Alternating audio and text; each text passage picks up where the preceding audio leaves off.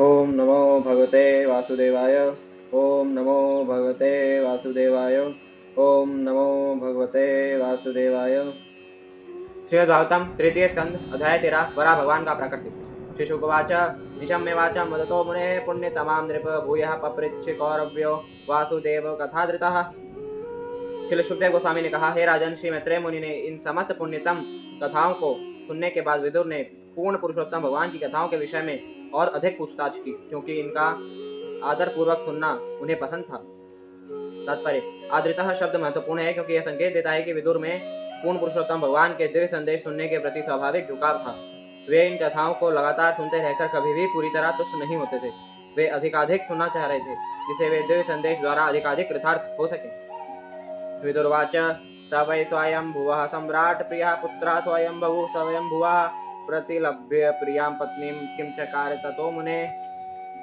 विदुर ने कहा, हे मुनि, ब्रह्मा के प्रिय पुत्र स्वयंभु ने अपनी अति प्रिय पत्नी को पाने के बाद क्या किया? चरितम तस्य राजर्षे राधिराजस्य सत्तम ब्रूहि मे श्रद्धानाय विश्ववक्षेनाश्रयो ही स। हे पुण्यात्मा श्रेष्ठ, राजाओं का आदि राजा मनु भगवान श्री हरि का महान भक्त था, अतएव उसके शुद्ध चरित्र तथा कार्यकलाप सुनने योग्य हैं। कृपया उनका वर्णन करें, मैं सुनने हेतु अति उत्सुक हूँ। तात्पर्य: श्रीमद् भागवतम श्री भगवान तथा उनके शुद्ध भक्तों की दिव्य कथाओं से उत्प्रोत है। परम जगत में श्री भगवान तथा उनके शुद्ध भक्त में गुणात्मक दृष्टि से कोई अंतर नहीं है। इसलिए श्री भगवान की कथाओं के श्रवण तथा शुद्ध भक्त के चरित्र तथा कार्यकलापों के श्रवण का फल एक ही होता है, अर्थात इनसे भक्ति का विकास होता है। श्रुतस्य पुंसां शुचिरश्रियं शमस्य नन्वञ्जसा सूरिभिरीडितोऽर्थः तत्तद्गुणानुश्रवणं मुकुन्द पादारविन्दं हृदयेषु येषाम्।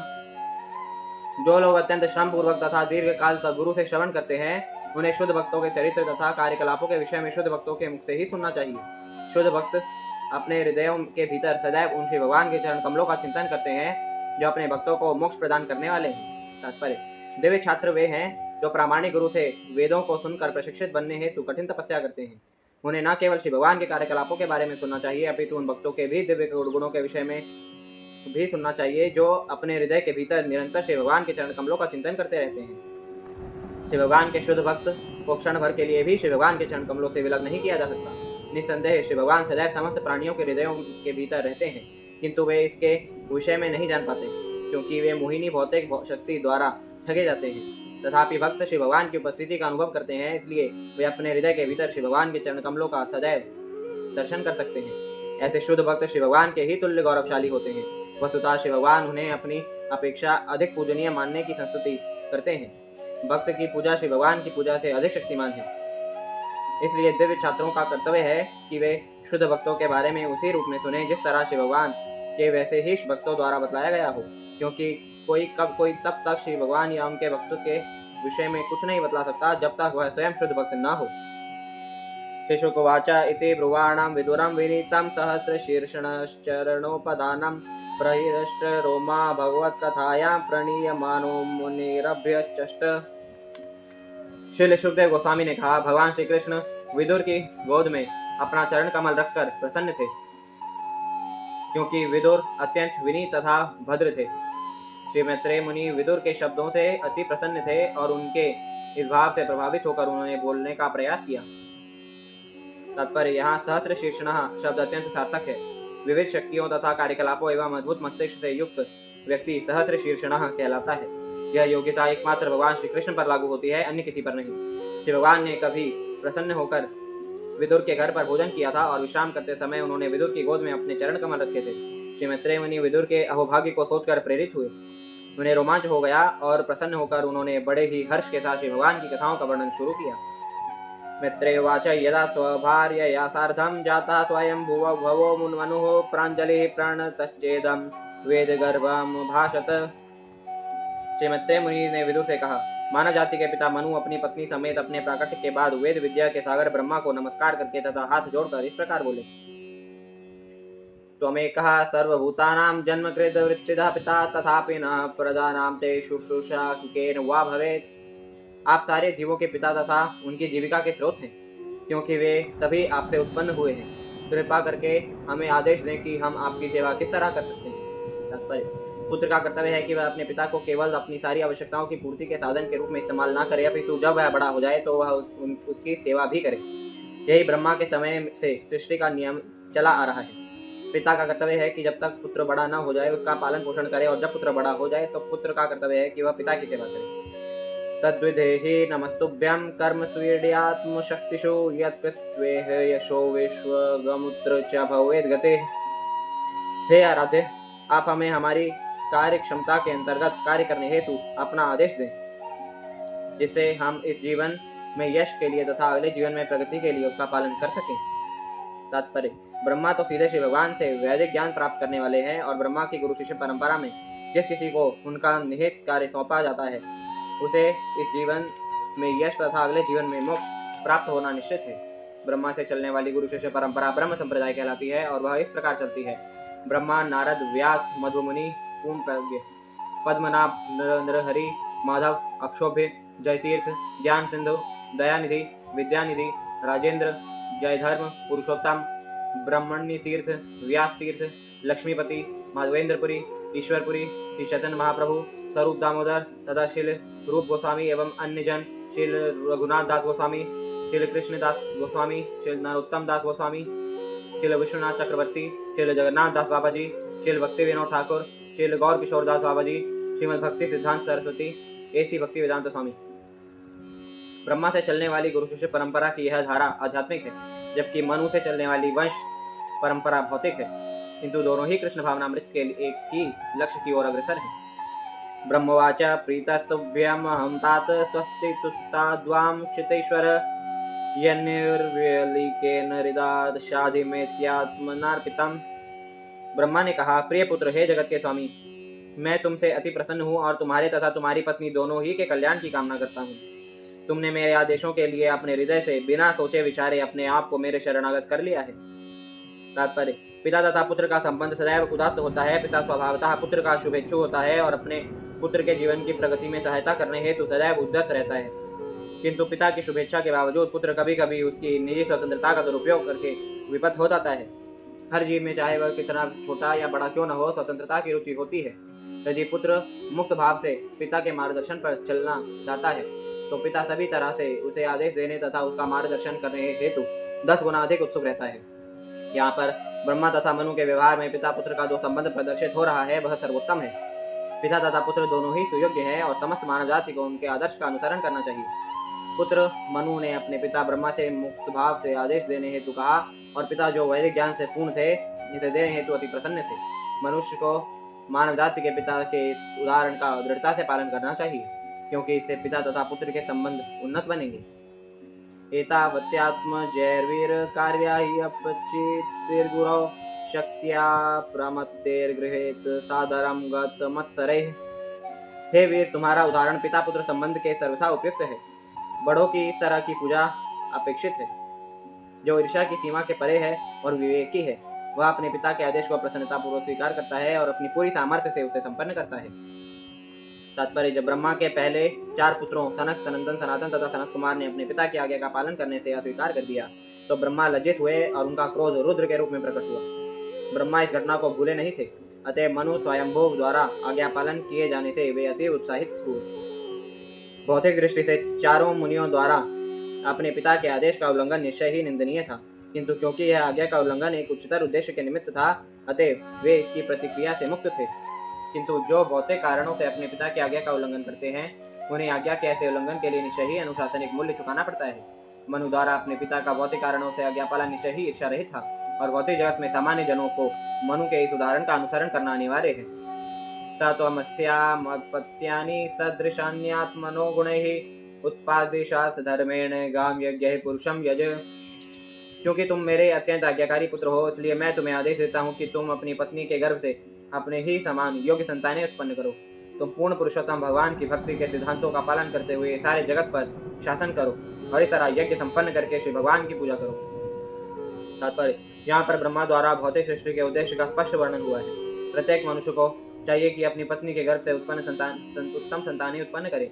यह कार्य भक्ति पूर्वक श्री भगवान की पूजा करने हेतु यज्ञ के समान है। विष्णु पुराण 3.8.9 में कहा गया है, वर्णाश्रमाचारवता पुरुषेण परा पुमान विष्णुराराध्यते पंथा नान्यत् ततोष कारणम्। वर्ण तथा आश्रम के नियमों का सही ढंग से पालन करने हेतु करके मनुष्य पूर्ण पुरुषोत्तम भगवान की पूजा कर सकता है। वर्णाश्रम प्रणाली के नियमों की संपन्नता द्वारा श्री भगवान को तुष्ट करने का अन्य कोई विकल्प नहीं है।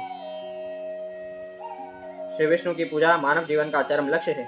जिन्हें विवाहित जीवन में इंद्रिय भोग की स्वीकृति मिलती है, उन्हें भगवान श्री विष्णु को तुष्ट करने का उत्तरदायित्व भी ग्रहण करना चाहिए। उसके लिए पहली सीढ़ी वर्णाश्रम धर्म की प्रणाली है।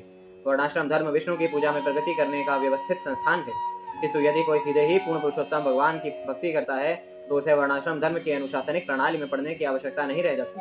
ब्रह्मा के अन्य पुत्र कुमारगण सीधे भक्ति में सेवा में लग गए, अतएव उन्हें वर्णाश्रम धर्म के सिद्धांतों का पालन करने की आवश्यकता ही नहीं पड़ी।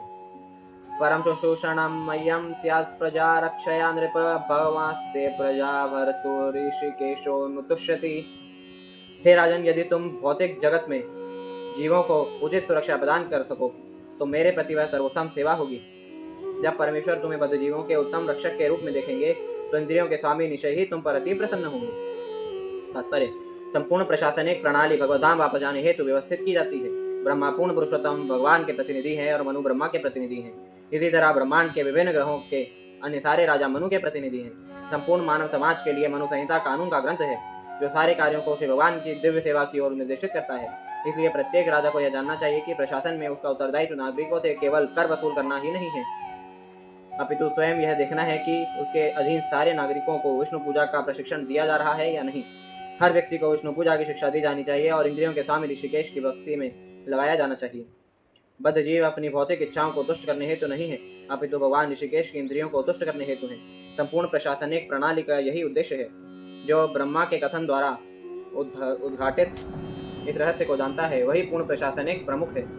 जो इसे नहीं जानता वह दिखावटी प्रशासक है। नागरिकों को भगवत भक्ति में प्रशिक्षित करने से राज्य का प्रमुख अपने उत्तरदायित्व से मुक्त हो सकता है, अन्यथा वह उसे सौंपे हुए दूभर कार्य को करने में विफल होगा और इस तरह वह परम अधिकारी द्वारा दंड का पात्र होगा। प्रशासनिक कर्तव्य निभाने का इसके सिवा अन्य कोई विकल्प नहीं है। येषां न तुष्टो भगवान यज्ञ लिंगो जनार्दनः तेषां श्रमो या पार्थाय यदात्मा न धृतः स्वयं। पूर्ण पुरुषोत्तम भगवान जनार्दन श्री कृष्ण की समस्त यज्ञ फलों को स्वीकार करने वाले हैं। यदि वे तुष्ट नहीं होते तो प्रगति के लिए किया गया मनुष्य का श्रम व्यर्थ है। वे चरम आत्मा है, अतएव जो व्यक्ति उन्हें तुष्ट नहीं करता वह निश्चय ही अपने ही हितों की उपेक्षा करता है। तात्पर्य: ब्रह्मा ब्रह्मांड के मामलों के सर्वोच्च अध्यक्ष नियुक्त किए गए हैं और वे भौतिक जगत के मामलों के संचालन हेतु मनु तथा अन्यों को नियुक्त करते हैं, किंतु यह सारा प्रदर्शन परमेश्वर की तुष्टि के लिए होता है। ब्रह्मा जानते हैं कि श्री भगवान को कैसे तुष्ट किया जाता है, इसी तरह ब्रह्मा की कार्य योजना में लगे लोग भी जानते हैं कि श्री भगवान को किस तरह तुष्ट करने चाहिए। श्री भगवान भक्ति योग द्वारा तुष्ट किए जाते हैं, जिसके अंतर्गत श्रवण कीर्तन इत्यादि 9 विधियां आती हैं। यह तो मनुष्य के अपने हित में है कि नियत भक्ति संपन्न की जाए और जो भी इस विधि की उपेक्षा करता है वह अपने ही हित की उपेक्षा करता है। हर व्यक्ति अपनी इंद्रियों को तुष्ट करना चाहता है, किंतु इंद्रियों से भी ऊपर मन है और मन के ऊपर बुद्धि तथा बुद्धि के ऊपर व्यष्टि आत्मा तथा व्यष्टि आत्मा के ऊपर परम आत्मा है। परम आत्मा के भी ऊपर पुरुषोत्तम भगवान या विष्णु तत्व है। आदि भगवान तथा सभी कारणों के कारण भगवान श्री कृष्ण है। पूर्ण सेवा की संपूर्ण विधि उन भगवान श्री कृष्ण के दिव्य इंद्रियों की तुष्टि हेतु सेवा करना है, जो जनार्दन कहलाते हैं। मनुर्वाच आदेशे हम भगवतो वर्तेयामि वसुधन स्थानम त्विहानुजानीहि प्रजानामं च प्रभो। मनु ने कहा, हे सर्वशक्तिमान प्रभु, हे समस्त पापों के संहर्ता, मैं आपके आदेशों का पालन करूंगा। कृपया मुझे मेरा तथा मुझसे उत्पन्न जीवों के बसने हेतु स्थान बतलाएं। यदो कहा सर्वभूतानां महिमग्ना महं बसे अस्या उद्धरणे यत्नो देव देव्या विधीयताम। हे देवताओं के स्वामी, विशाल जल में डूबी हुई पृथ्वी को ऊपर उठाने का प्रयास करें, क्योंकि यह सारे जीवों का निवास स्थान है। यह आपके प्रयास तथा श्री भगवान की कृपा से ही संभव है। तात्पर्य: यहाँ पर उल्लिखित विशाल जलागार गर्भोदक सागर है, जो ब्रह्मांड के आधे भाग में भरा हुआ है। मित्रेवाच परमेष्ठे त्वपा मध्ये तथा सन्नाम वैक्ष्यगाम कथमेनाम समुन्निष्य इति दद्यौ धिया चिरम। श्री मैत्रेय मुनि ने कहा, इस प्रकार पृथ्वी को जल में डूबी हुई देखकर ब्रह्मा दीर्घ काल तक सोचते रहे कि इसे किस प्रकार उठाया जा सकता है। तात्पर्य: श्री जीव गोस्वामी के अनुसार यहाँ पर जिन कथाओं का उल्लेख किया गया है वे भिन्न कल्पों की है। वर्तमान कथाएं श्वेत वाराह कल्प की है और चाक्षुष कल्प की कथाओं को भी इसी अध्याय में बतलाया जाएगा।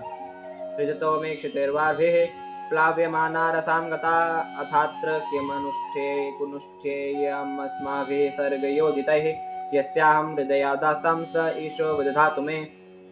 ब्रह्मा ने सोचा, जब मैं सृजन कार्य में लगा हुआ था तो पृथ्वी बाढ़ से प्लावित हो गई और समुद्र के गर्त में चली गई। हम लोग जो सृजन के इस कार्य में लगे हैं, भला कर ही क्या सकते हैं। सर्वोत्तम यही होगा कि सर्वशक्तिमान हमारा निर्देशन करें। तात्पर्य, कभी कभी भगवत भक्त जो कि विश्वसनीय सेवक होते हैं, अपना अपना कर्तव्य निभाते समय विमूढ़ हो जाते हैं, किंतु वे हतोत्साहित कभी नहीं होते। उन्हें श्री भगवान में पूर्ण श्रद्धा होती है और श्री भगवान भक्तों के कर्तव्य पालन की उन्नति के मार्ग को सुगम बनाते हैं। इत्यभिध्यायतो नासा विवरात् सह नासा नघ वराहतो को निर्गादंगोष्ठ परिमाणकः। हे निष्पाप विदुर, जब ब्रह्मा विचार मग्न थे तो उनके नथुने से सहसा एक वराह का लघु रूप बाहर निकल आया। इस प्राणी की माप अंगूठे के ऊपरी हिस्से से अधिक नहीं थी। तस्याभिपश्यतास्थस्थः क्षणेन किल भारत गजमात्रा प्रवृद्धे तदद्भुतं भून्मथमहत्। हे भरतवंशी, तब ब्रह्मा के देखते ही देखते वह वराह विशालकाय हाथी जैसा अद्भुत विराट रूप धारण करके आकाश में स्थित हो गया। मरीचि प्रमुखैर्विप्रहेत् कुमारैर्मनुना सह दृष्ट्वा तत्सौकरं रूपं तर्कयामास चित्रधा। आकाश में अद्भुत होकर जैसा रूप देखने से आश्चर्यचकित ब्रह्मा मरीचि जैसे महान ब्राह्मणों तथा चारों कुमारों एवं मनु के साथ अनेक प्रकार से तर्क वितर्क करने लगे। किमे तत्सुकर व्याजम सत्तम देव्यम अवस्थितम अहो बताश्चर्यमिदं नासायामे विनिश्रितम। क्या सुकर के बहाने से यह कोई असामान्य व्यक्तित्व आया है? यह अति आश्चर्यप्रद है कि वह मेरी नाक से निकला है। दृष्टोंगुष्ठ शिरोमात्रा क्षणात् गंड शिलासमः अपि स्वेद भोगावानेश यज्ञों में खेदयन्मनः। प्रारंभ में यह सुकर अंगूठे के सिरे से बड़ा ना था, किंतु क्षण भर में वह शिला के समान विशाल बन गया। मेरा मन विक्षुब्ध है। क्या वे पूर्ण पुरुषोत्तम भगवान श्री विष्णु हैं? तात्पर्य, क्योंकि ब्रह्मा इस ब्रह्मांड के सर्वोपरि पुरुष हैं और इसके पूर्व उन्होंने ऐसा रूप नहीं देखा था, अतः वे अनुमान नहीं लगा पाए कि सुकर का प्राकट्य श्री विष्णु का अवतार था। श्री भगवान के अवतार के असामान्य लक्षण ब्रह्मा तक के मन को मोहित कर सकते हैं। इति मीमांसतस्य ब्रह्मणः सह सूनुभिः भगवान यज्ञ पुरुषो जगर्जाद्येन्द्र सन्निभः। जब ब्रह्मा अपने पुत्रों के साथ विचार विमर्श कर रहे थे तो पुरुषोत्तम भगवान श्री विष्णु ने विशाल पर्वत के समान गंभीर गर्जना की। तात्पर्य, ऐसा प्रतीत होता है कि विशाल पर्वतों में भी उनकी गर्जना करने की शक्ति होती है, क्योंकि वे भी जीव हैं। ध्वनि गर्जन की मात्रा भौतिक शरीर के आकार के अनुपात में होती है। अभी ब्रह्मा श्री भगवान के सुकर अवतार के प्रकट होने के विषय में अनुमान लगा ही रहे थे कि श्री भगवान ने अपनी गंभीर वाणी द्वारा गर्जना करके ब्रह्मा के अनुमान की पुष्टि कर दी। ब्रह्माणं हि हर्षयामास हरिस्तश्चातांश्च द्विजोत्तमान् स्वगर्जितेन कुक्कुभः प्रतिस्वनयता विभुः। सर्वशक्तिमान श्री भगवान ने पुनः असाधारण वाणी से ऐसी गर्जना करके ब्रह्मा तथा अन्य उच्चस्थ ब्राह्मणों को जीवंत कर दिया, जो सारी दिशाओं में गूंज उठी। तात्पर्य, ब्रह्मा तथा अन्य उत्तम ब्राह्मण जो पूर्ण पुरुषोत्तम श्री भगवान को जानते हैं, श्री भगवान को नाना अवतारों में से किसी एक में प्रकट होते देखकर जीवंत हो उठते हैं। पर्वत सदृश सुकर के रूप में श्री विष्णु के अद्भुत तथा विराट अवतार के प्रकट होने पर उनमें किसी प्रकार का भय उत्पन्न नहीं हुआ। यद्यपि श्री भगवान की गूंजती वाणी कोलाहलपूर्ण थी और सभी दिशाओं में भयानक रूप से प्रतिध्वनित हुई, मानो उन असुरों के लिए खुली धमकी हो जो उनकी सर्वशक्तिमत्ता को चुनौती दे रहे हों। निशम्यते घर घर घरितं स्वखेदशिक्षयिष्णो मायामय सुकरस्य जनस्तपः सत्य निवासिनस्ते त्रिभिः पवित्रैर्मुनयो गृह्णन् स्म। जब जनलोक, तपलोक तथा सत्यलोक के निवासी महर्षियों तथा चिंतकों ने भगवान सुकर की कोलाहलपूर्ण वाणी सुनी तो सर्व कृपालु श्री भगवान की सर्व कल्याणमय ध्वनि थी, तो उन्होंने तीनों वेदों से शुभ मंत्रों का उच्चारण किया। तात्पर्य, इस श्लोक में मायामय शब्द अत्यंत सार्थक है। माया का अर्थ है कृपा, विशेष ज्ञान तथा मोह। इसलिए भगवान सुकर सर्वस्व हैं, वे दयालु हैं, वे समस्त ज्ञान हैं और वे मोह भी हैं। वह अवतार के रूप में उन्होंने जो ध्वनि की उसका उत्तर जनलोक, तपोलोक तथा सत्यलोक में रहने वाले मुनियों ने वैदिक मंत्रों से दिया। उन लोकों में सर्वोच्च बुद्धिमान तथा पवित्र जीव निवास करते हैं। अतः जब उन्होंने वराह की असाधारण ध्वनि सुनी तो वे यह समझ गए कि यह विशेष ध्वनि श्री भगवान के अतिरिक्त अन्य किसी की नहीं हो सकती। इसलिए उन्होंने वैदिक मंत्रों से श्री भगवान की प्रार्थना करते हुए उसका उत्तर दिया। यद्यपि पृथ्वी कीचड़ में धसी हुई थी, किंतु श्री भगवान की ध्वनि सुनकर उच्चतर लोकों के निवासी अत्यंत हर्षित हुए क्योंकि वे ज्ञान जान गए कि श्री भगवान वहाँ पृथ्वी का उद्धार करने हेतु आए थे। अतः ब्रह्मा तथा सारे साधुगण यथा भृगु, ब्रह्मा के अन्य पुत्र तथा विद्वान ब्राह्मण जीवंत हो उठे और उन्होंने मिलकर वैदिक मंत्रों की दिव्य ध्वनि से श्री भगवान की प्रशंसा करने में उनका साथ दिया। सबसे महत्वपूर्ण मंत्र बृहन्नारदीय पुराण का मंत्र है हरे कृष्ण कृष्ण कृष्ण हरे हरे, हरे राम राम राम हरे हरे। तेषां सता वेद वितान मूर्तेर्ब्रह्मावधार्यात्मगुणानुवादं विनद्य भूयो विबुधो दयाय गजेंद्र लीलो जलमाविवेश। हाथी के समान क्रीड़ा करते हुए महान भक्तों द्वारा की गई वैदिक स्तुतियों के उत्तर में पुनः गर्जना करके उन्होंने जल में प्रवेश किया। श्री भगवान वैदिक स्तुतियों के लक्ष्य हैं, अतः वे समझ गए कि भक्तों की स्तुतियां उन्हीं के लिए की जा रही हैं। तात्पर्य, श्री भगवान का कोई भी रूप दिव्य तथा ज्ञान एवं करुणा से पूरित होता है। श्री भगवान समस्त भौतिक कल्मश का विनाश करने वाले हैं, क्योंकि उनका स्वरूप साक्षात वैदिक ज्ञान है। सारे वे श्री भगवान के दिव्य रूप की पूजा करते हैं। वैदिक मंत्रों में भक्तगण श्री भगवान से चमचमाते तेज को हटाने की प्रार्थना करते हैं, क्योंकि यह उनके मुखमंडल को आच्छादित करता है। शीर्षोपनिषद का यही कथन है। श्री भगवान के कोई भौतिक रूप नहीं होता, किंतु उनके स्वरूप को सदैव वेदों के रूप में समझा जाता है। वेदों को श्री भगवान की खास सांस कहा गया है, और वह सांस वेदों के आदि जिज्ञासु ब्रह्मा ने अपने भीतर खींची थी। ब्रह्मा के नथुने से ली गई सांस से श्री भगवान सुकर प्रकट हुए। अतएव श्री भगवान का सुकर अवतार साक्षात वेद है। उच्च लोकों के मुनियों द्वारा अवतार का महिमागान वास्तविक वैदिक मंत्रों से युक्त था। जब भी श्री भगवान का महिमागान होता है तो यह समझा जाना चाहिए कि वैदिक मंत्रों का ठीक से उच्चारण किया जा रहा है। अतएव जब वैदिक मंत्रों का उच्चारण हुआ तब श्री भगवान प्रसन्न हुए और अपने शुद्ध भक्तों को प्रोत्साहित करने हेतु उन्होंने पुनः एक बार गर्जना की और निमग्न पृथ्वी का उद्धार करने हेतु जल में प्रविष्ट हुए। उत्क्षिप्त वाला खचरः कठोरः सटा विधुन्वन खररोम शत्वक खुराहताभ्रः सितंद्रष्ट्र इक्षा ज्योतिर्भासे भगवान महीध्रः। पृथ्वी का उद्धार करने हेतु जल में प्रवेश करने के पूर्व भगवान वराह अपनी पूंछ फटकारते तथा अपने कड़े बालों को हिलाते हुए आकाश में उड़े। उनकी चितवन चमकीली थी और उन्होंने अपने खुरों तथा चमचमाती सफेद दाढ़ों से आकाश में बादलों को बिखरा दिया। तात्पर्य, जब भक्तों द्वारा श्री भगवान की स्तुतियां की जाती है तो उनके दिव्य कार्यों का ही वर्णन होता है। भगवान वराह के कुछ दिव्य गुण यहाँ दिए गए हैं। क्योंकि तीनों उच्च लोकों के निवासियों ने श्री भगवान की स्तुतियां की, अतः यह समझा जाता है कि उनका शरीर सर्वोच्च लोक ब्रह्मलोक या सत्यलोक से लेकर पूरे आकाश में फैल गया था। ब्रह्म संहिता में कहा गया है कि उनकी आंखें सूर्य तथा चंद्रमा हैं, अतएव आकाश पर उनकी चितवन सूर्य या चंद्रमा जितनी चमकीली थी। यहाँ पर श्री भगवान को महीध्रः कहा गया है, जिसका अर्थ है विशाल पर्वत अथवा पृथ्वी को धारण करने वाले। दूसरे शब्दों में श्री भगवान का शरीर हिमालय पर्वत जैसा विशाल तथा कठोर था, अन्यथा वे संपूर्ण पृथ्वी को अपनी श्वेत दाढ़ों के सहारे किस तरह धारण करते। श्री भगवान के महान भक्त कविवर जयदेव ने इस घटना को अवतारों की अपनी स्तुति में इस प्रकार गाया है। वसती दशंखी शिखरे धरणी तव लग्ना शशिनी कलंक कलेव निमग्ना केशव धृत शुकर रूप जय जगदीश हरे। भगवान केशव भगवान श्री कृष्ण की जय हो, जो शुकर के रूप में प्रकट हुए। पृथ्वी उनकी दाढ़ों के बीच में पकड़ी हुई थी, जो चंद्रमा पर कलंक के निशान जैसी प्रतीत हो रही थी। ग्राणेन पृथ्व्याः पदवी विजिघ्रन् क्रोडापदेशा स्वमध्वरांगः करालं द्रष्ट्रोप्य करालदृग्भ्या मुद्वीक्ष्य विप्रान् गृणतो विशक्कम्। वे साक्षात परम प्रभु श्री विष्णु थे, अतएव दिव्य थे। फिर भी शुकर का शरीर होने से उन्होंने पृथ्वी को उसकी गंध से खोज निकाला। उनकी दाढ़ें अत्यंत भयावनी थी। उन्होंने स्तुति करने में व्यस्त भक्त ब्राह्मणों पर अपनी दृष्टि दौड़ाई। इस तरह वे जल में प्रविष्ट हुए। हमें यह सदैव स्मरण रखना होगा कि यद्यपि शुकर का शरीर भौतिक होता है, किंतु श्री भगवान का शुकर रूप भौतिकता से कलमशग्रस्त नहीं था। किसी पार्थिव शुकर के लिए संभव नहीं कि वह ऐसा विराट रूप धारण कर सके, जो सत्यलोक से लेकर पूरे आकाश में फैला हो। उनका शरीर सभी परिस्थितियों में दिव्य होता है, अतः शुकर रूप धारण करना उनकी लीला मात्र है। उनका शरीर संपूर्ण वेद है या दिव्य है। चूंकि उन्होंने शुकर का रूप धारण किया था, अतः वे शुकर की तरह सूंघकर पृथ्वी की खोज करने लगे।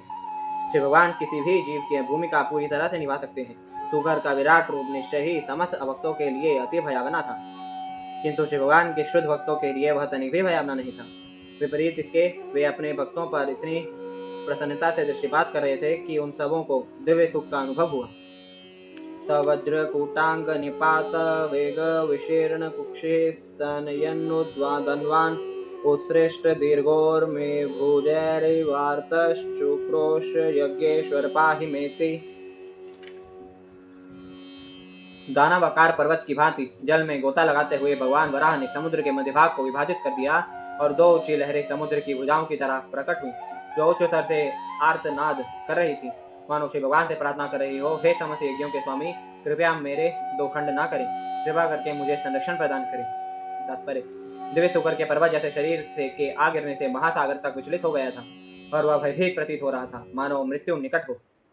क्षुरैक्षुरप्रैर्दर्यंस्तवदाप उत्पारपारं त्रिपुररसायां ददर्श गां तत्र सुषुप्सुरग्रे यां जीवधानीं स्वयमभ्यधत्त।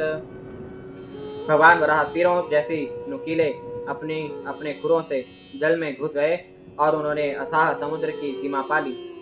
उन्होंने समस्त जीवों की विश्राम स्थली पृथ्वी को उसी तरह पड़ा देखा जिस तरह वह सृष्टि के प्रारंभ में थी, और उन्होंने उसे स्वयं ऊपर उठा लिया। तात्पर्य: रसायन का अर्थ कभी कभी रसातल अर्थात निम्नतम लोक निकाला जाता है, किंतु श्री विश्वनाथ चक्रवर्ती ठाकुर के अनुसार इस प्रसंग में यह लागू नहीं होता। पृथ्वी अन्य लोकों अर्थात तल, अथल, तलातल, वितल, रसातल, पाताल इत्यादि की अपेक्षा 7 गुनी श्रेष्ठ है, अतः पृथ्वी रसातल लोक में स्थित नहीं हो सकती। विष्णु धर्म में वर्णन हुआ है कि पाताल मूलेश्वर भोग संहत विन्यस्य पादौ पृथ्वीं च बिभृतः यस्योपमानो न बभूव सोच्युतो ममास्तु मांगल्य विवृद्धये हरिः।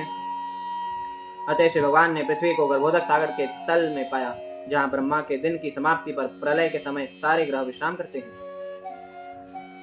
स्वतंत्रयोऽथ धृत्य महीं निमग्नां स उत्थितः सरुरुचे रसाया तत्रापि दैत्यं गदयापतन्तं सुनाभसन्दीपतीव्रमन्योः। भगवान वराह ने बड़ी ही आसानी से पृथ्वी को अपनी दाढ़ों में ले लिया और वे उसे जल से बाहर निकाल लाए। इस तरह वे अत्यंत भव्य लग रहे थे। तब उनका क्रोध सुदर्शन चक्र की तरह चमक रहा था और उन्होंने तुरंत उस असुर हिरण्याक्ष को मार डाला, यद्यपि वह श्री भगवान से लड़ने का प्रयास कर रहा था। तात्पर्य: श्री जीव गोस्वामी के अनुसार वैदिक ग्रंथों में भगवान वराह के अवतार का वर्णन 2 विभिन्न प्रलयों, चाक्षुष प्रलय तथा स्वयंभव प्रलय में हुआ है। वराह का यह विशेष अवतार वस्तुतः स्वयंभव प्रलय में हुआ, जो उच्चतर लोकों जन्म, महर तथा सत्य को छोड़कर शेष सारे लोग प्रलय जल में डूबे थे। वराह के इस अवतार को उपयुक्त लोकों के निवासियों ने देखा था। श्री विश्वनाथ चक्रवर्ती सुझाते हैं कि श्री मैत्रेय मुनि ने विभिन्न प्रलयों के दोनों वराह अवतारों को हर एक में मिलाकर उनका सारांश रूप विदुर के समक्ष रखा। जघान रुन्धानमस्येय विक्रमं सलीलयेभ्यं मृगराडिवाम्भसि तद्रक्तपङ्काङ्कितगण्डतुण्डो यथा गजेन्द्रो जगतीं विभिन्दन्। तत्पश्चात भगवान वराह ने उस असुर को जल के भीतर मार डाला, जिस तरह एक सिंह हाथी को मारता है। श्री भगवान के गाल तथा जीव उस असुर के रक्त से उसी तरह रंग गए जिस तरह हाथी नील लोहित पृथ्वी को खोदने से लाल हो जाता है। तमाल नीलम सितदंत कोट्या क्षमा मुक्षिपन्तं गजलीलयांग प्रज्ञाय बद्धांजलयोनुवाकैर्वीरिंच मुख्या उपथस्थु श्रीशम। तब हाथी की तरह क्रीड़ा करते हुए श्री भगवान ने पृथ्वी को अपने सफेद टेढ़े दांतों के किनारे पर अटका लिया। उन्होंने अपने शरीर का वर्ण तमाल वृक्ष जैसा नीलाभ धारण किया और तब ब्रह्मा इत्यादि ऋषि उन्हें पूर्ण पुरुषोत्तम भगवान समझ सके और उन्होंने सादर नमस्कार किया। ऋषय ऊचो जितं जितं ते जित यज्ञ भावं त्रयीं तनुं स्वां परिधुन्वते नमः यद्रोमगर्तेषु निलील्युरुद्य तस्मै नमः कारण सुकरायते। सारे ऋषि अति आदर के साथ बोल पड़े, हे समस्त यज्ञों के अजय भोक्ता, आपकी जय हो, जय हो। आप साक्षात वेदों के रूप में विचरण कर रहे हैं और आपके शरीर के रोमकूपों में सारे सागर समाये हुए हैं। आपने किन्हीं कारणों से पृथ्वी का उद्धार करने हेतु अब शुकर का रूप धारण किया है। तात्पर्य: श्री भगवान इच्छानुसार कोई भी रूप धारण कर सकते हैं और सारी परिस्थितियों में वे समस्त कारणों के कारण हैं। क्योंकि इनका रूप दिव्य होता है, अतः वे सदैव पूर्ण पुरुषोत्तम भगवान हैं। जैसे कि कारण सागर में वे महाविष्णु के रूप में रहते हैं, उनके शरीर के रोमकूपों से असंख्य ब्रह्मांड उत्पन्न होते हैं और इस तरह उनका दिव्य शरीर साक्षात वेद है। वे समस्त यज्ञों के भोक्ता हैं और अजय पूर्ण पुरुषोत्तम भगवान हैं। उनसे मात्र इसलिए शिव भगवान के अतिरिक्त अन्य किसी रूप का भ्रम नहीं होना चाहिए कि पृथ्वी का उद्धार करने हेतु उन्होंने शुक्र रूप धारण किया है। ऋषियों तथा ब्रह्मा जैसे महापुरुष एवं उच्च लोकों के अन्य निवासियों की यही स्पष्ट धारणा है। रूपम तवैतन्ननु दुष्कृतात्मनां दुर्दर्शनम देवो यद्वरात्मकम् छन्दांसि यस्य त्वचीबर्हि रोम स्वजाय स्वयाज्यम दृषि त्वं गृषु चातुरोत्रम। हे प्रभु, आपका स्वरूप यज्ञ संपन्न करके पूजा के योग्य है, किंतु जो दुष्टात्मा है वे इसे देख पाने में असमर्थ हैं। गायत्री तथा अन्य सारे वैदिक मंत्र आपकी त्वचा के संपर्क में हैं। आपके शरीर के रोम कुश हैं, आपकी आंखें घृत हैं और आपके 4 पांव 4 प्रकार के सकाम कर्म हैं। तात्पर्य, दुष्टों का एक वर्ग है जिसे श्रीमद् भगवद गीता में वेदवादी कहा गया है, अर्थात जो वेदों का तथाकथित कट्टर अनुयायी है। जो वे शिव भगवान के अवतार में विश्वास नहीं करते, तो पूज्य शुकर के रूप में शिव भगवान के अवतार के विषय में तो कुछ कहना ही नहीं। वे शिव भगवान के विभिन्न रूपों या अवतारों की पूजा को अवतारवाद कहते हैं। श्रीमद् भागवतम के अनुसार ये व्यक्ति दुष्ट हैं और श्रीमद् भगवद गीता 7.15 में इन्हें न केवल दुष्ट अपितु मूर्ख तथा मनुष्यों में अधम कहा गया है। और यह भी कहा गया है कि उनका ज्ञान उनके नास्तिकतावादी स्वभाव के कारण मोह द्वारा हरा जा चुका है। ऐसे ग्रहित व्यक्तियों के लिए विराट शुकर के रूप में शिव भगवान का अवतार अदृश्य रहता है। वेदों के इन कट्टर अनुयायियों को जो शिव भगवान के नित्य रूपों का उपहास करते हैं, श्रीमद् भागवतम से जान लेना चाहिए कि ऐसे अवतार मूर्ति मंत्र वेदों के रूप हैं।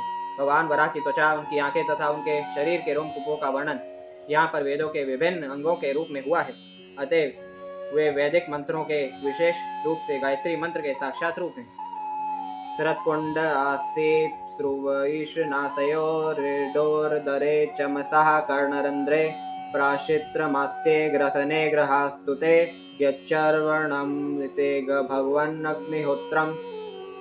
हे प्रभु, आपकी जीभ यज्ञ का पात्र श्रिक है, आपका नथुना यज्ञ का अन्य पात्र श्रुवा है, आपके उदर में यज्ञ का भोजन पात्र इड़ा है और आपके कानों के छिद्रों में यज्ञ का अन्य पात्र चमस है। आपका मुखारविंद ब्रह्मा का यज्ञ पात्र पराशित्र है, आपका गला यज्ञ पात्र है जिसका नाम सोम पात्र है, और आप जो भी चबाते हैं वह अग्निहोत्र कहलाता है। तात्पर्य, वेदवादियों का कहना है कि वेदों तथा वेदों में वर्णित याज्ञिक अनुष्ठानों के अतिरिक्त और कुछ भी नहीं है।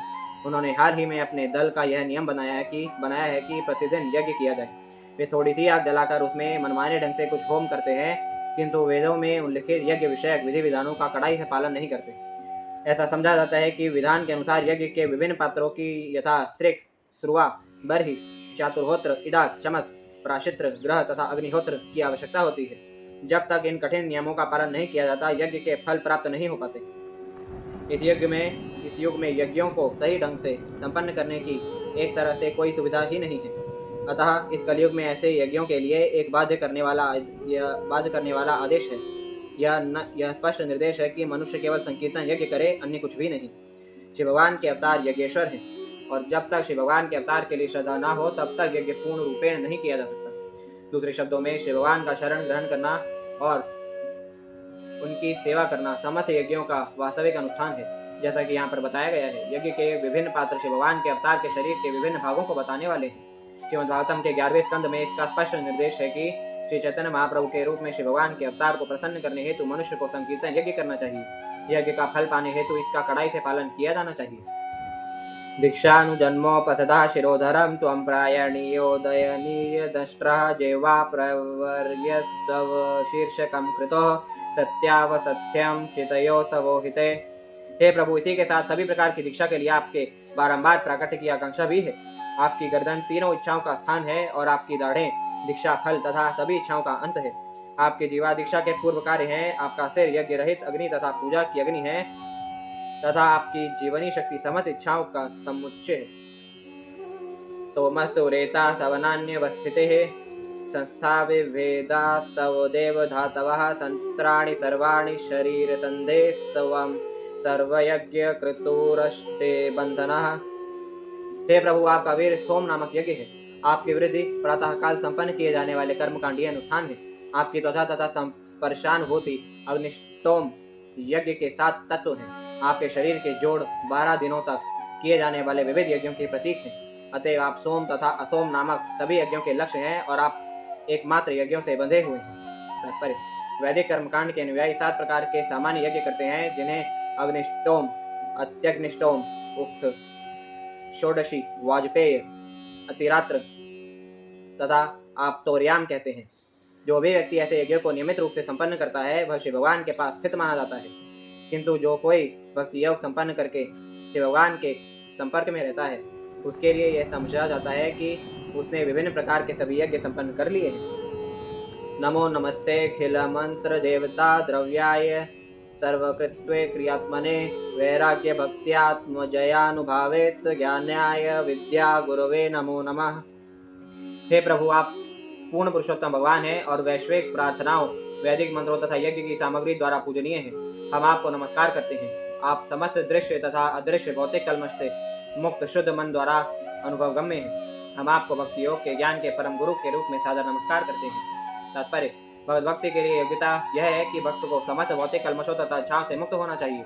यह मुक्तावस्था वैराग्य अर्थात भौतिक इच्छाओं से विरक्ति कहलाती है। जो व्यक्ति विधि विधानों के अनुसार श्री भगवान की भक्ति में सेवा में लगा रहता है वह स्वतः भौतिक इच्छाओं से मुक्त हो जाता है और शुद्ध मनोदशा में वह श्री भगवान की अनुभूति कर सकता है। प्रत्येक के हृदय में स्थित होने से श्री भगवान भक्त को शुद्ध भक्ति के विषय में शिक्षा देते हैं जिससे वह अंततः श्री भगवान की संगति प्राप्त कर सके। इसकी पुष्टि श्रीमद् भगवद गीता 10.10 में इस प्रकार हुई है: तेषां ततयुक्तानां भजतां प्रीतिपूर्वकं ददामि बुद्धि योगं तं येन माम् उपयान्ति ते।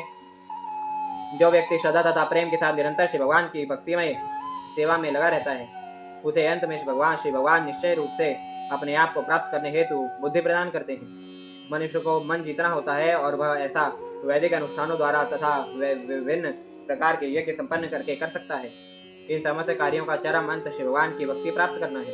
भक्ति के बिना मनुष्य श्री भगवान को नहीं समझ सकता। अतएव आदि भगवान या उनके असंख्य विष्णु विस्तार ही समस्त वैदिक अनुष्ठानों या यज्ञों के द्वारा पूजा के एकमात्र लक्ष्य हैं। दष्ट्राग्र कोट्या भगवास्त्व या धृता विराजते भूधर भूधरा यथा वनान्ये सरतो ददा धृता मतंग जिन्द्रस्य सपत्र पद्मिनी। हे पृथ्वी को के उठाने वाले, आपने जिस पृथ्वी को पर्वतों समेत अपनी दाढ़ों द्वारा उठाया है वह उसी तरह सुंदर लग रही है जिस तरह जल से बाहर आने वाले क्रुद्ध हाथी के द्वारा धारण की गई पत्तियों से युक्त एक कमलिनी। तात्पर्य: पृथ्वीलोक के भाग्य की सराहना इसलिए की गई है क्योंकि इसे शिव भगवान ने विशेष रूप से धारण किया है। इसके सौंदर्य की प्रशंसा की जा रही है और इसकी तुलना उस कमल के फूल की सुंदरता से भी की जा रही है जो हाथी की सूंड पर स्थित है। क्योंकि कमल का फूल पत्तियों समेत अत्यंत सुंदर लगता है, उसी तरह यह पृथ्वी अपने अनेक सुंदर पर्वतों समेत भगवान वराह की दाढ़ों पर शोभायमान हो रही थी।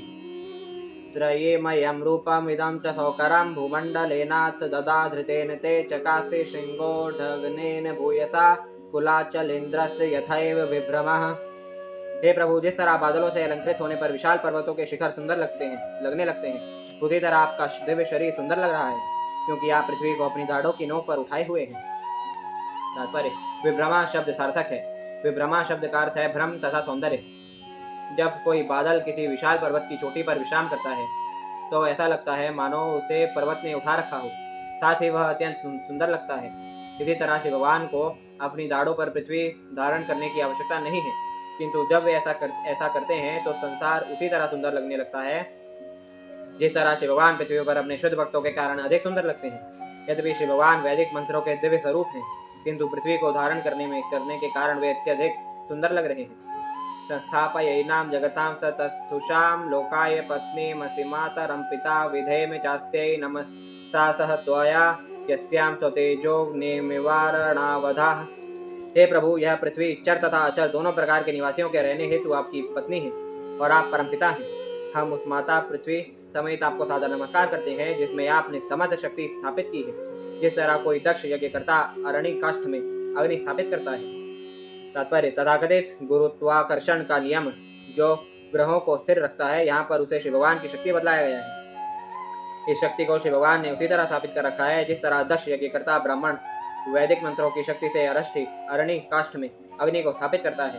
इस व्यवस्था से यह संसार चर तथा अचर दोनों प्राणियों के लिए रहने के योग्य बन जाता है।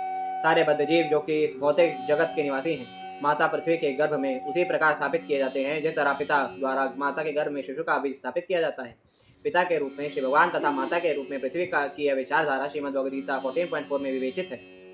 बद्ध जीव उस जन्मभूमि के प्रति भक्तिभाव से पूरित रहते हैं जिसमें वे जन्म लेते हैं, किंतु वे अपने पिता को नहीं जानते।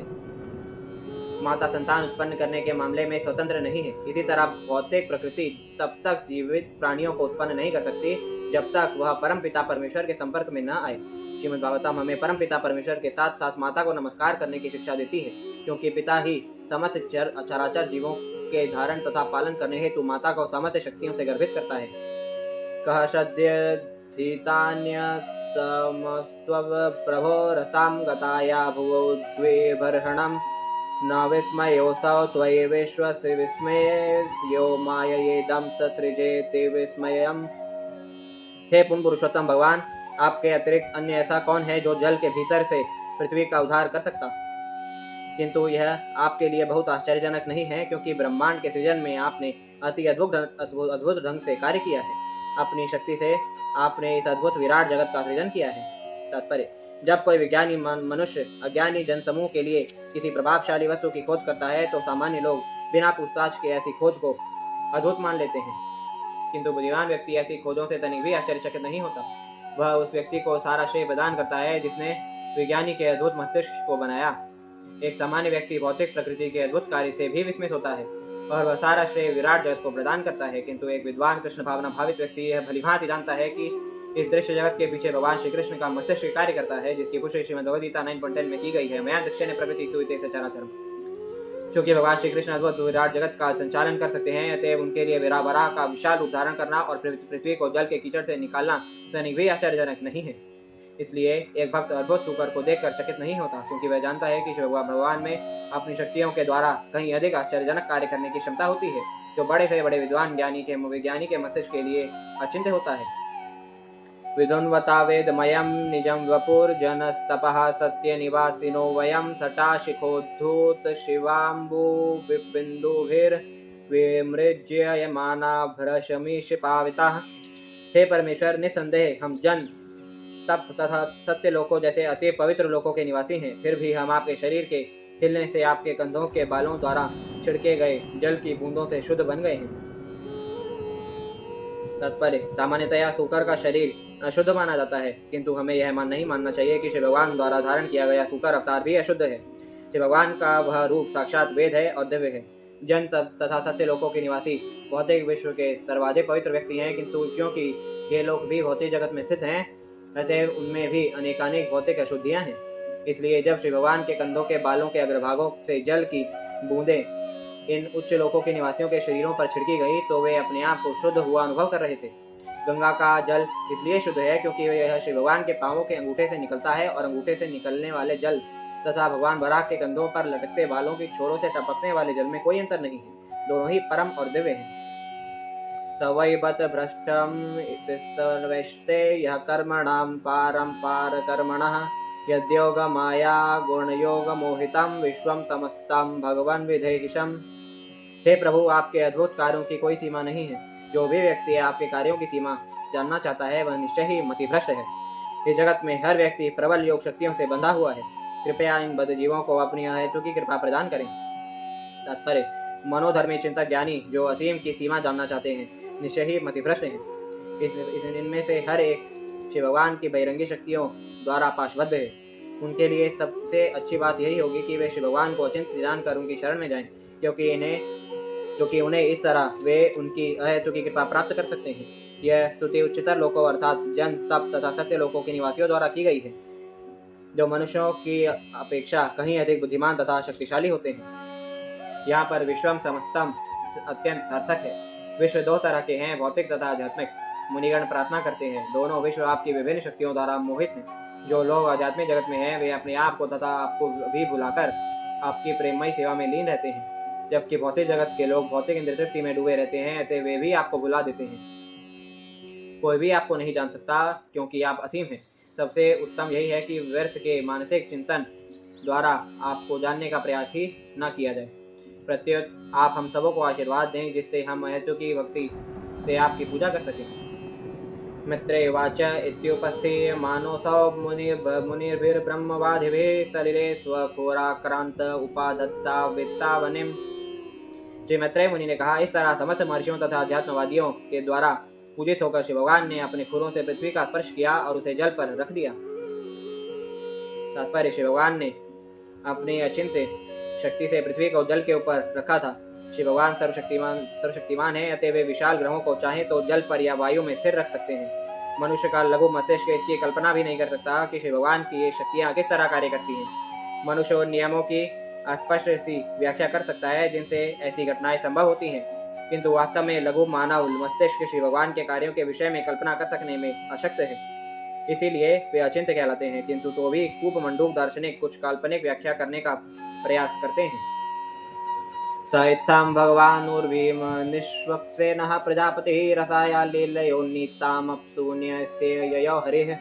इस प्रकार से समस्त जीवों के पालनहार भगवान श्री विष्णु ने पृथ्वी को जल के भीतर से उठाया और उसे जल के ऊपर तैराते हुए रखकर वे अपने धाम को लौट गए। तात्पर्य: भगवान श्री विष्णु विशिष्ट प्रयोजनों के लिए अपने असंख्य अवतारों में अपनी इच्छा से भौतिक लोकों में अवतरित होते हैं और पुनः अपने धाम को वापस चले जाते हैं। जब वे नीचे आते हैं अर्थात अवरोहण करते हैं तो वे अवतार कहलाते हैं, क्योंकि अवतार का अर्थ है अवतरित होने वाला। ना तो स्वयं श्री भगवान ना ही उनके विशिष्ट भक्त जो इस पृथ्वी पर आते हैं हम जैसे सामान्य जीव होते हैं। य एवमेतां हरिमेधसो हरेः कथां सुभद्रां कथनीयमायिनः शृण्वीत भक्त्या श्रवयेत वोषतीं जनार्दनोऽस्याशो हृदि प्रसीदति। यदि कोई व्यक्ति भगवान वराह की इस शुभ एवं वर्णनीय कथा को भक्तिभाव से सुनता है अथवा सुनाता है तो हर एक के हृदय के भीतर स्थित शिव भगवान अत्यधिक प्रसन्न होते हैं। तात्पर्य: शिव भगवान अपने विविध अवतारों में प्रकट होते हैं, कार्य करते हैं और अपने पीछे वर्णनात्मक इतिहास छोड़ जाते हैं जो स्वयं शिव भगवान जितना ही दिव्य होता है। हम में से हर व्यक्ति कोई ना कोई अद्भुत कथा सुनने का इच्छुक रहता है, किंतु अधिकांश कथाएं ना तो मंगलप्रद होती है न सुनने के लायक, क्योंकि वे भौतिक प्रकृति के निम्न गुण वाली होती हैं। प्रत्येक जीव उत्कृष्ट गुण वाला अर्थात आत्मा है और कोई भी भौतिक वस्तु उसके लिए शुभ नहीं हो सकती। इसलिए बुद्धिमान लोगों को शिव भगवान के विवरणात्मक दृष्टांत स्वयं सुनने चाहिए और अन्यों को भी सुनने हेतु प्रेरित करना चाहिए, क्योंकि इससे भौतिक अस्तित्व का ताप विनष्ट होगा। शिव भगवान एकमात्र अपनी अहेतु की कृपा से इस पृथ्वी पर आते हैं और अपने कृपामय कार्यकलापों को पीछे छोड़ते जाते हैं, जिससे कि भक्तगण दिव्य लाभ उठा सके। तस्मिन् प्रसन्ने सकलाशिषां प्रभो किं दुर्लभं ताविरलं लवात्मरेः अन्यन्य दृष्ट्या भजतां गुहाशयः स्वयं विधत्ते स्वगतिं परः पराम्। जब पूर्ण पुरुषोत्तम भगवान किसी पर प्रसन्न होते हैं तो उसके लिए कुछ भी अप्राप्य नहीं रहता। दिव्य उपलब्धि के द्वारा मनुष्य अन्य प्रत्येक वस्तु को नगण्य समझता है। जो व्यक्ति दिव्य प्रेममय सेवा में अपने आप को लगाता है वह हर व्यक्ति के हृदय में स्थित शिव भगवान के द्वारा सर्वोच्च पूर्णावस्था तक ऊपर उठा दिया जाता है। तात्पर्य: जैसा कि श्रीमद् भगवद गीता 10.10 में कहा गया है, शिव भगवान शुद्ध भक्तों को बुद्धि प्रदान करते हैं जिससे वे सर्वोच्च सिद्धि की अवस्था तक ऊपर उठाए जा सकें। यहाँ पर इस बात की पुष्टि की गई है कि शिव भगवान की प्रेममय सेवा में निरंतर लगे रहने वाले शुद्ध भक्त को वह समस्त ज्ञान प्रदान किया जाता है जो पूर्ण पुरुषोत्तम भगवान तक पहुँचने हेतु आवश्यक है। ऐसे भक्त के लिए शिव भगवान की सेवा के अतिरिक्त दूसरा कुछ भी प्राप्त करने योग्य नहीं होता है। यदि कोई व्यक्ति श्रद्धापूर्वक सेवा करता है तो निराशा की कोई संभावना नहीं रहती, क्योंकि भक्त की प्रगति का भार स्वयं शिव भगवान ले लेते हैं। शिव भगवान हर एक के हृदय में विराजमान है और वे भक्त के आशय को जानते हैं तथा उपलब्ध हो सकने वाली हर वस्तु की व्यवस्था करते हैं। दूसरे शब्दों में छद्म भक्त जो कि भौतिक लाभ पाने हेतु उत्सुक रहता है वह सर्वोच्च पूर्ण अवस्था इसलिए प्राप्त नहीं कर सकता क्योंकि शिव भगवान को उसके आशय की जानकारी रहती है। मनुष्य को अपने उद्देश्य में केवल निष्ठावान बनने की आवश्यकता है और फिर शिव भगवान सभी तरह से उसकी सहायता करने हेतु वहाँ पर मौजूद रहते हैं। को नाम लोके पुरुषार्थ सारवेद पुरा कथा नाम भगवत कथा सुधा आपीय कर्णांजलिभिर्भवापसावापाः महो विरज्येत विना नरेतरम। जो मनुष्य नहीं है उसके अतिरिक्त ऐसा कौन सा जीव होगा जो इस जगत में विद्यमान हो और जीवन के चरम लक्ष्य के प्रति रुचि न रखता हो। भला कौन ऐसा है जो श्री भगवान के कार्यों से संबंधित उन कथाओं के अमृत से मुख मोड़ सके जो मनुष्य को समस्त भौतिक तापों से उबार सकती हैं। तात्पर्य: श्री भगवान के कार्यों की कथा अमृत के सतत प्रवाह के तुल्य है। ऐसे अमृत को पीने से वही नकार सकता है जो मनुष्य नहीं है। हर मनुष्य के लिए भगवत भक्ति जीव का सर्वोच्च लक्ष्य है और ऐसी भक्ति में सेवा श्री भगवान के दिव्य कार्यों को श्रवण करने से शुरू होती है। केवल कोई पशु या ऐसा मनुष्य जो आचरण में पशु प्राय है श्री भगवान का संदेश सुनने में रुचि लेने से इनकार करेगा। संसार में कथाओं तथा इतिहासों के अनेक ग्रंथ हैं, किंतु श्री भगवान की कथाओं के इतिहासों या कथाओं को छोड़कर उनमें से कोई भी भवताप के भार को कम करने में समर्थ नहीं है। अतः जो व्यक्ति भौतिक जीवन का निराकरण करना चाहता है उसे श्री भगवान के दिव्य कार्यों के विषय में कीर्तन तथा श्रवण करना चाहिए, अन्यथा उस मनुष्य की तुलना मनुष्येतर प्राणियों से की जानी चाहिए। इस प्रकार श्रीमद् भागवतम के तृतीय स्कंद के अंतर्गत वराह भगवान का प्राकट्य नामक 13वें अध्याय के भक्ति वेदांत तात्पर्य पूर्ण हुई।